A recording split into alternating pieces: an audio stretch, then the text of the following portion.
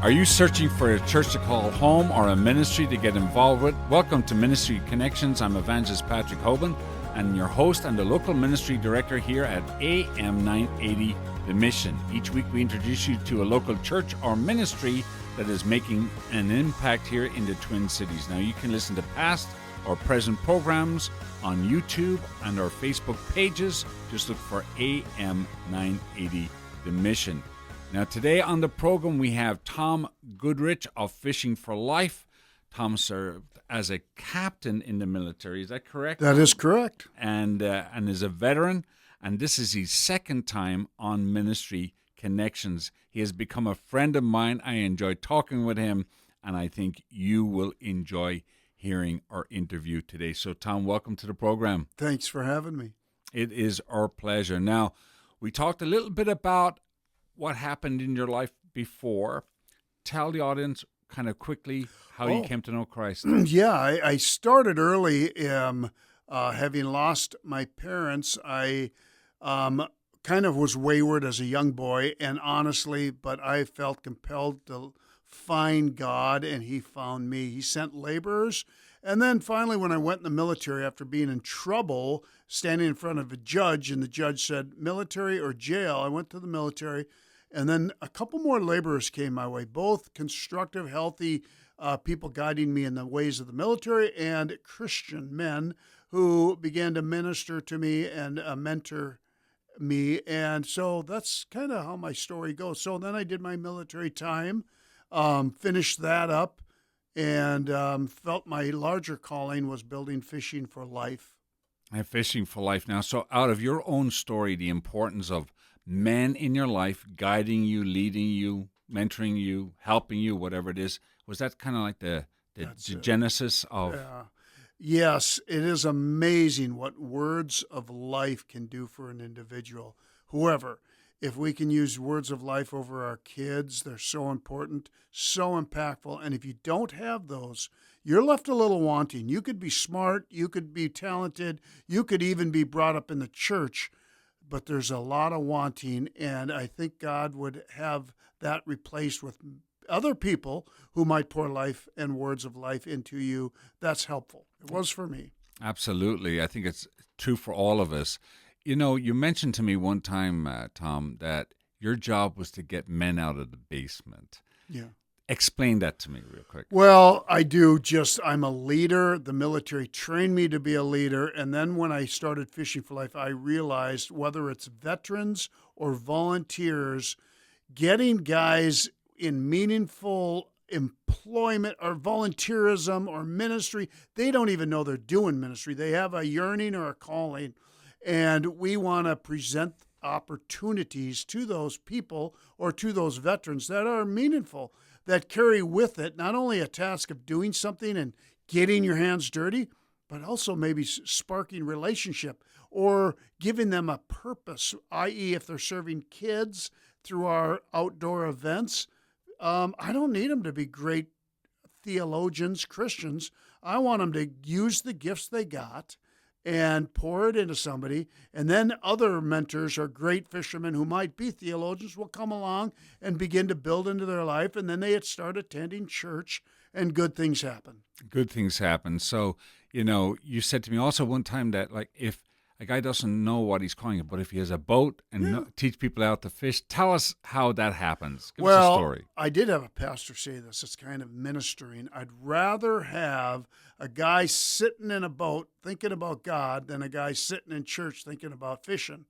And that's not a bad little, okay, I can get that. That's a pastor that said that. He would sacrifice his church pew attendance if it meant a guy is really pressing into the Lord in a boat. So anyway, I think if I'm answering your question, I just feel strongly that we can utilize a guy's giftings. He can start feeling and smelling Christ through the partnership of our organization or like-minded people, men who exude the fragrance of Christ. We don't use that term enough. We need to, because our words are empty. There's so many words, there's so much noise out there. How about just experience Christ through people, their friendship, their eyes, their words that are authentic? man, that goes a long ways. Now, as well as that, not only ministering to veterans, Yeah. a lot of veterans, because we did the Holes for Heroes over there on Yeah. Medicine Lake, is that correct? And we're doing another pastors meeting, but a lot of youth, you're targeting youth as well. How important is getting teens out of the city or whatever it might be, and then getting them out on a boat? Yeah, well, first of all, there's a couple of thoughts. I minister to both youth and adults. Youth are easier. The cake isn't baked yet. And I mean, and you and I have talked about miracles. In my opinion, a bona fide miracle in America is a guy turning 180 and changing his ways because they don't want to change. Mm-hmm. The cake is baked. Kids are a little more malleable. And if you're willing to teach them skills, holy crap, they need skills. They want an adult who maybe dad is gone and they feel so vulnerable because they can't handle simply changing a tire, or they don't even know what a crescent wrench is, let alone a fishing rod and how to use one. You give a kid skills, confidence can start to build. And then you have an opportunity to speak into their life. You've given them something of value. That's the essence of Christ. And now you have the capacity and the ability and their attention to speak into their life. More good things happen. So that's how we minister to kids, trying to get them on board in something they like, and having authentic men and or women at times, speak in, be available, spend time around the campfire at night. And then we follow up with, 1, 2, 3 days, and ultimately 3, 4, 5 years if we can.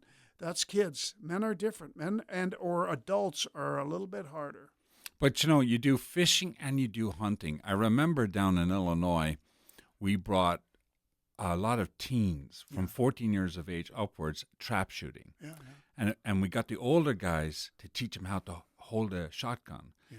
And I remember watching these young men transform into real men in like an hour because somebody gave them responsibility. Yes. How does that work? How have you seen that? First of all, there's a yearning for that adventure in boys. Mm-hmm. I think girls too. I don't know. I want to speak to boys because I'm a boy. So skeet shooting and guns, that's a big deal, right?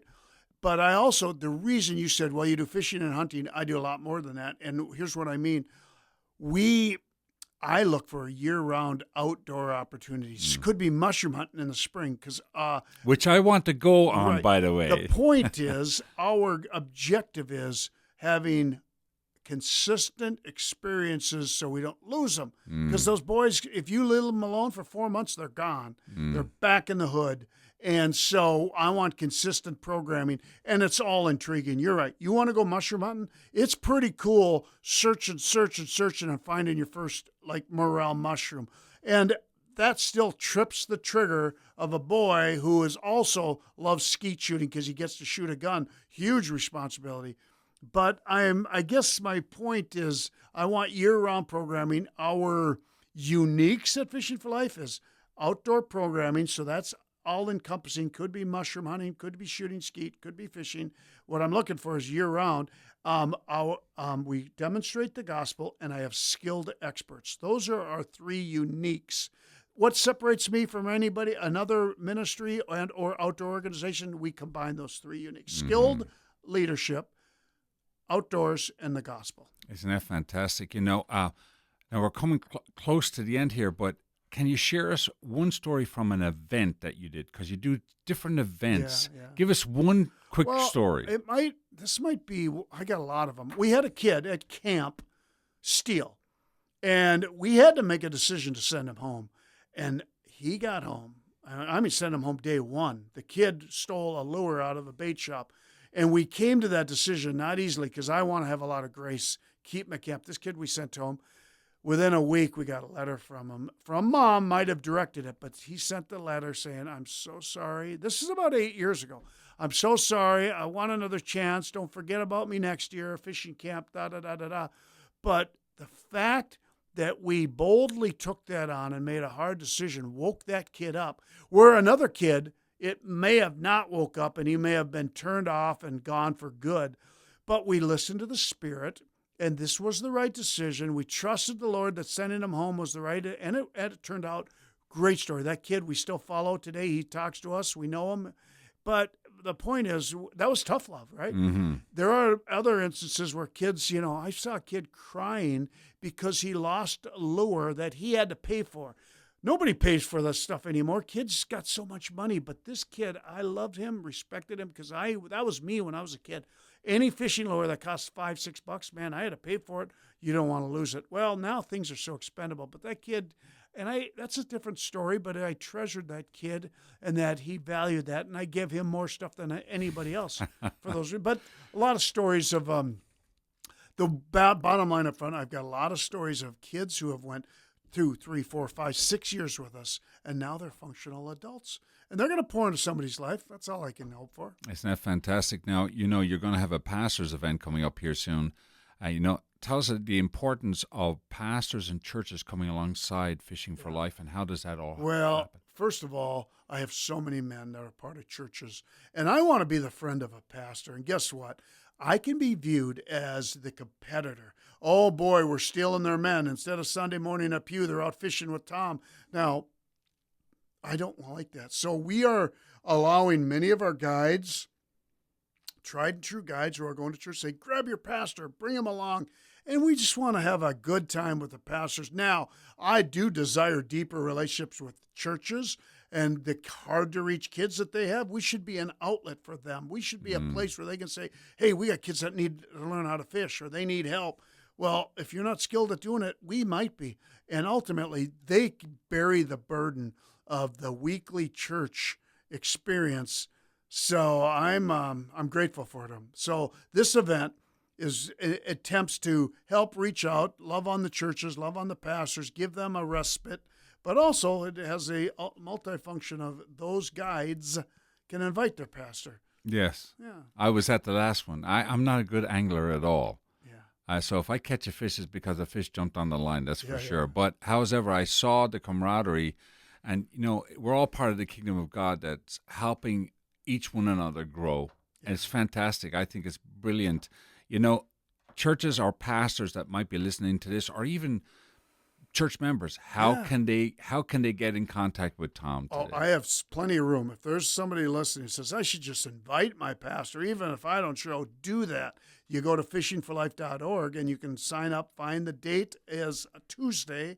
We did Tuesday on purpose. That's the best date. If you asked a pastor, Tuesday's probably the best option. Anyway, during the day, Minnetonka, August 12th, and sign up. Send me an email, connect with me, send a carrier pigeon. I don't care how you do it. Just get in touch, and I will get your pastor there if he wants to be there. And you could bring him, and you could also guide that pastor or a random couple pastors.